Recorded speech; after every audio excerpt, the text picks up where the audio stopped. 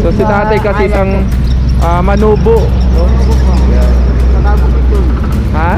Bukid yun po. Yan sa bukid, no? Binta na tayo. Wala pang pambenta? Ha? Wala na pang pambenta? Ara, binta tayo. Binta tayo. So sasabahan ko si tatay kung magkano yung kikitain niya sa bibinta niya ngayon mga kadbincho. Plastic 29. Ano mabibili mo sa 29 pesos? Wala, tara, basta tayo.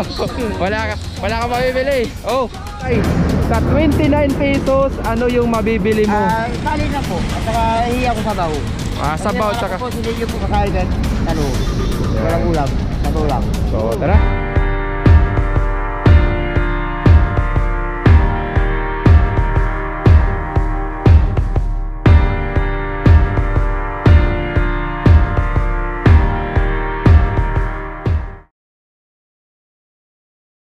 Yun, so what's up mga ka-adventure, welcome back to my YouTube channel. So today mga ka-adventure, i-update na natin isang pamilya dahil ngayong araw susurprisahin na natin mga ka-adventure. Pero bago ang lahat, gusto ko sanang malaman ninyo kung ano ba yung ginagawa niya araw-araw. So ito mga ka-adventure, no?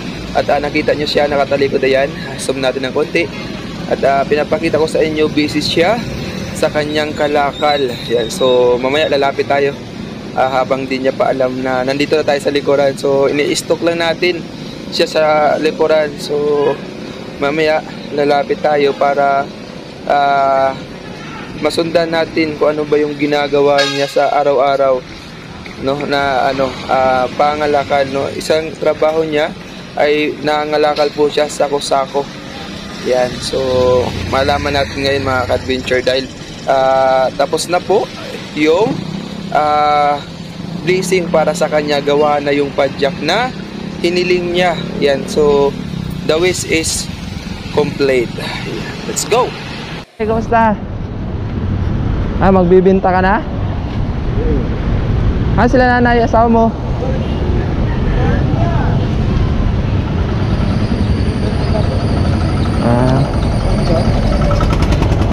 Kuya talaga ang laro. Ha? Yung sa paligid ano ba? Yung butulan doon. Andon?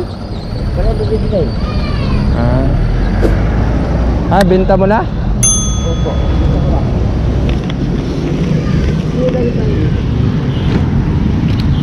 Ano yan? Kalakal. Basura na yan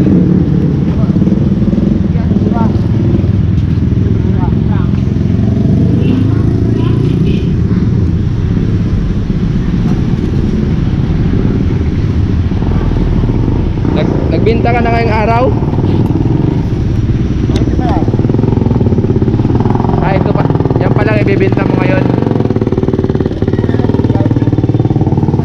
Okay.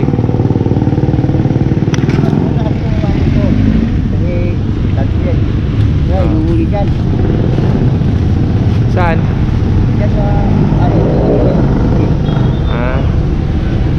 Sama ka. Buti may ano ka na, may ganyan ka na. Ano ba yan? Kariton? Sakit to. Maganda to, hiniram lang. Hiniram mo lang. Kasi sako-sako lang talaga yung pangangalakal mo tayo, no? Kumusta man tayo ito nagdaan ng bagyo tayo? Anong ginawa nyo? Ay ako po, kami nagbawa kayo ng barong-barong. Hindi natin na dipiis. Pinalis kami. Bawal daw talaga. Anak ko, lagi.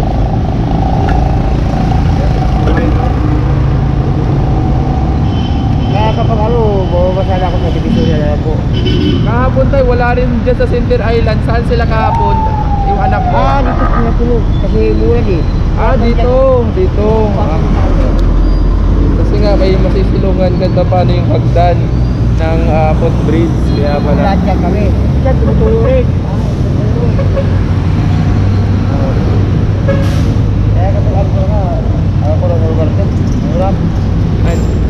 Binta na tayo. Wala pang pambenta? Wala na pang pambenta? Binta tayo. Binta tayo. So sasabahan ko si tatay kung magkano yung kikitain niya sa bibinta niya ngayon mga ka-adventure. Sasamahan ko si tatay.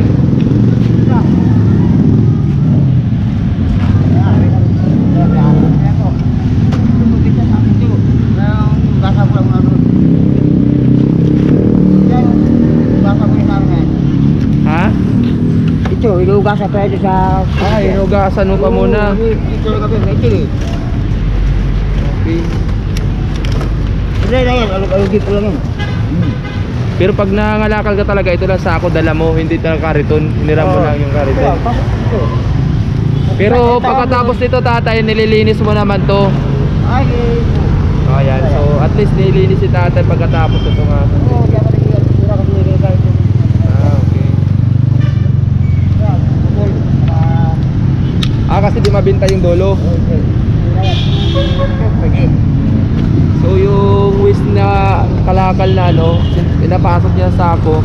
Kasi binibigay mo yan sa Lionel tatay, di ba? Ha? Yung nagtatapon ng basura, yung Lionel na dumadaan dyan araw-araw. Oo, sinabi ko sakto. So nililinis niya rin kasi yung mineral water mga ka-adventure. So sinisiparit niya yung pwedeng pakinabangan pa. Oo. So medyo maingay lang dito sa mga hibi ng sasakyan na dumadaan dito no, sa road 10. So actually mga kailan ka tayo sa isang araw? Minsan 50 ganun. Yan, so malaman natin yung kikitain ni tatay ngayon. Sasamahan natin siya sa pagbibinta ng kinalakal niya kanina umaga. Yan, lata.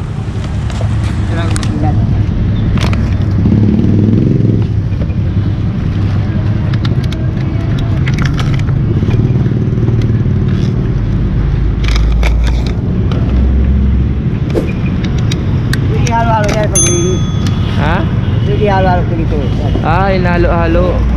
Okay. Halo linis. Bakit tayo? Yung kaya.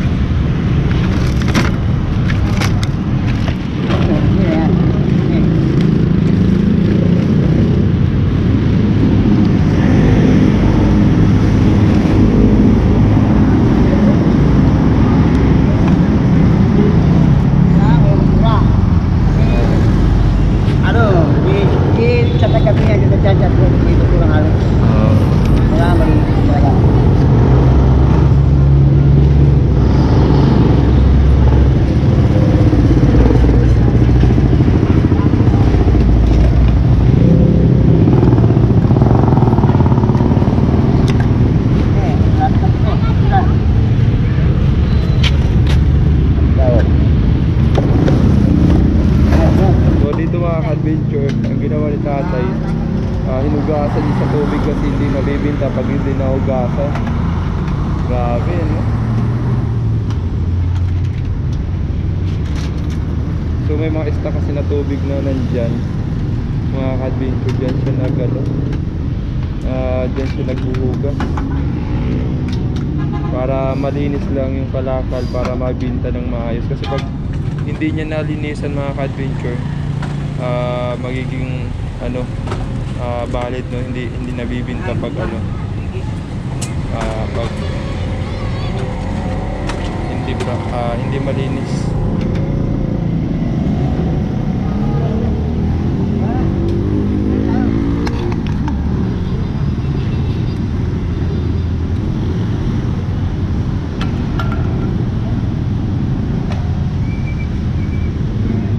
So dito yung bahagi mga ka-adventure, no? Yung pinagkalatan ni kuya kanina, dahil dito niya inayos yung kalakal niya, so nililinis niya para walang maiwan siyang bakas na para at least, no, hindi siya pagalitan ng mga taga Shell, no? Kasi andito siya sa may Shell. Actually pinapayagan naman siya, pero basta linisin lang pagkatapos. So ngayon, atay, magbibinta ka na. Tara, magbibinta tayo. Kung kumusta nga bang bintahan ni tatay. ito yung araw-araw niya mga ka-adventure. So ito yung may bibinta niya, ito yung pagkain nila ngayong araw, maghapon. So ando pala yung anak niya. Ayun, mga si nanay.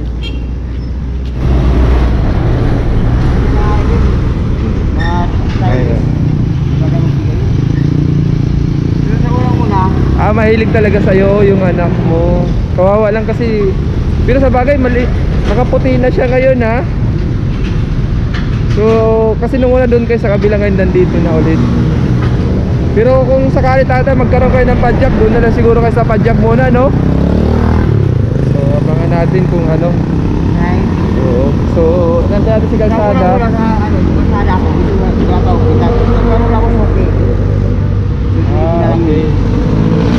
Kalsada. Ano po sa ulan eh. Nagpa-park para ano. So, dito sila natutulog mga ka-adventure. Tatay, dito kayo natulog pagka umaga, no? Kung pag-umulan naman, magkakatawa kami mo. Ibig na, nagtatanong po kami ng dati. Tatay, ilan taon, Tatay Ramil, ilan taon na nga kayo dito ulit? Gibit na ako na po. So si tatay kasi isang manubo, no? Bukid doon. Ha? Bukid doon po.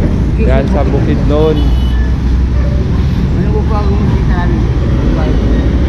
Pero katulik ako.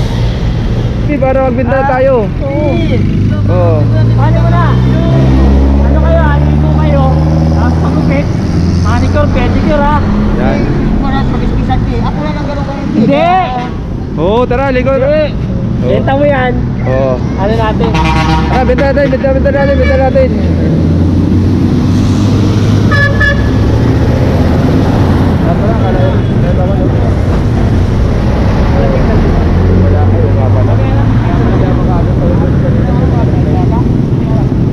Yan, so magbibenta na kami ni tatay kasama si Kalsada. Tatay, saan natin ibibenta yan? Yan, so si Tatay Ramil, sasamahan namin ni Kalsada para magbenta. Tay, tawid na tayo tay.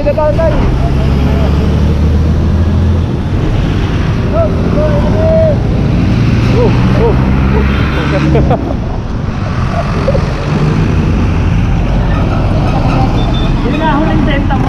Oh, Yan na huling benta mo kasi magpapadya ka na eh. big time. So grabe ang kalat dito mga adventure. At saka pag nandito ka, sobrang baho. Kasi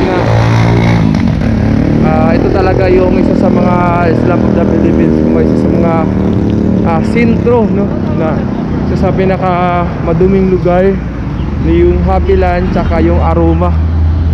Kaya nakita nyo, sobrang baho.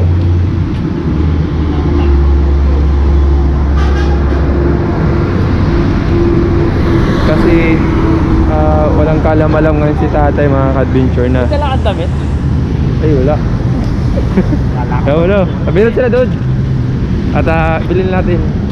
At mga ka-adventure kasi walang kalamalam si tatay na bibigyan namin ng padjak. Yung hiling niya ibibigay namin ngayong araw ni Kalsada. Bukas pa yun. Hindi, ngayon na rin. Ngayon na rin para matapos. Bukas So, bagong araw na naman. Oo. Ha? So, nandito na tayo sa may Happy Land. Ito. Kasi yung pinakamalaki.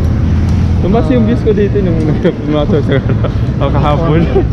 So, patak. Ay, saan mo pinata? Dito? Doon lang sa kabila. Kabila. Kabila na pala tayo eh.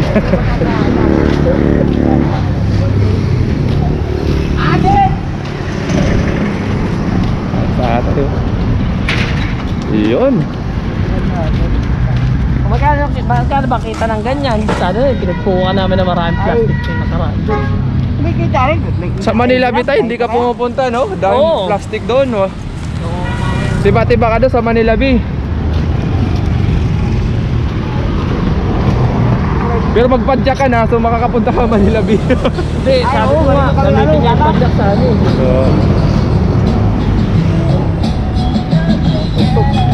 Nak.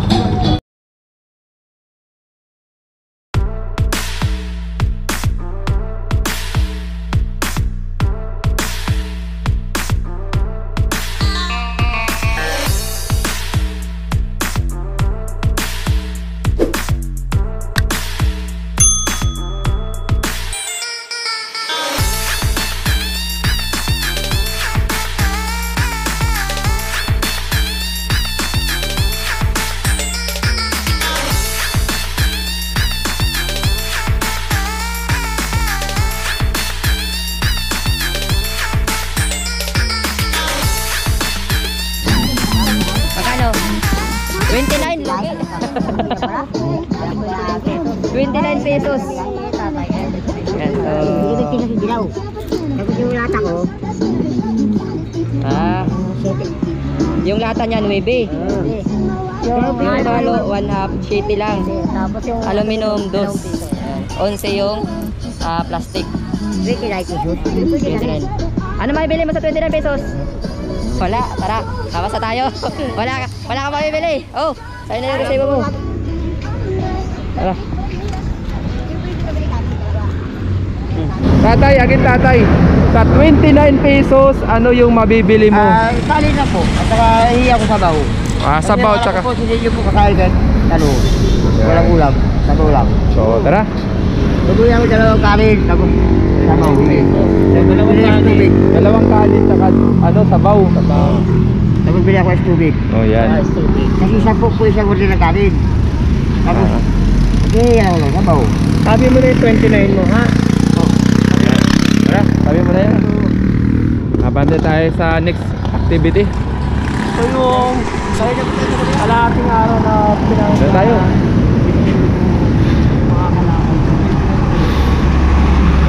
So, naring natin si tatay mga ka-adventure na sa oh, tayo tayo. Sa 29 pesos, makakabili na siya ng dalawang kanin tsaka sabaw. No, yung sabaw lang.